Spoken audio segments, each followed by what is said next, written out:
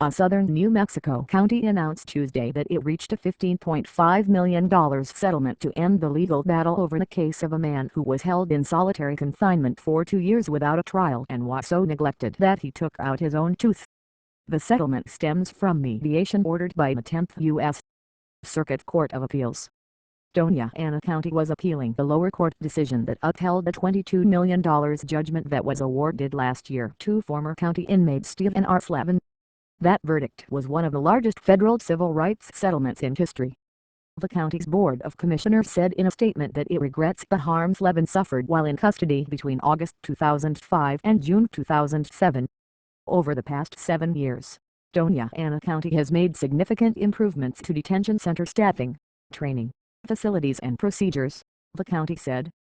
Doña Ana County is committed to ensuring consistent and appropriate treatment of every detainee in its care. Slavin spent 22 months in the county jail after being arrested for drunken driving but was never convicted, according to his lawsuit. Attorney Matthew Coy said his client ended up in solitary confinement after someone noted he was suicidal. He was so neglected, Coy said. He was left in his cell for months at a time, had untreated dental problems and toenails that grew so long they curled under his feet. The county defended its operation of the jail following the initial $22 million judgment in January 2012. It argued that Slavin was offered a chance to join the general jail population, but declined, and the only option was to place him in one of the jail segregation cells. The county had also said that Slavin's criminal history at the time of his arrest included out-of-state convictions for robberies, burglaries, drunken driving, receiving stolen property, firearms violations and possession of drugs. As part of the settlement, Slavin gave up the punitive damage award but did not give up any of his other compensation, Coy said Tuesday. He called it a long and hard fight. This settlement, although very large, does not give back to Mr. Slavin what was taken from him, but if it prevents others from enduring the pain and suffering he was subjected to, then the fight has been worthwhile, Coy said.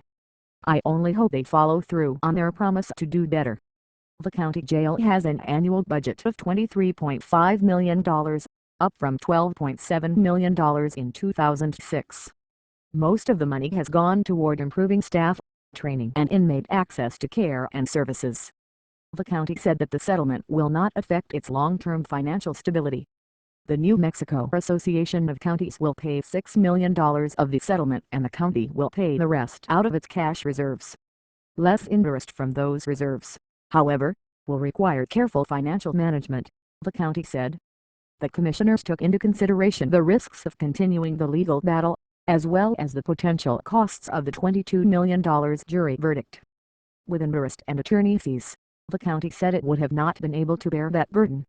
While we believe the Slavin award was excessive, we respect our judicial system and a role of juries to award damages, the county said. In the wake of this large settlement, we can say definitely that we have learned from the past. We can also say with confidence that we are leading the way for the future.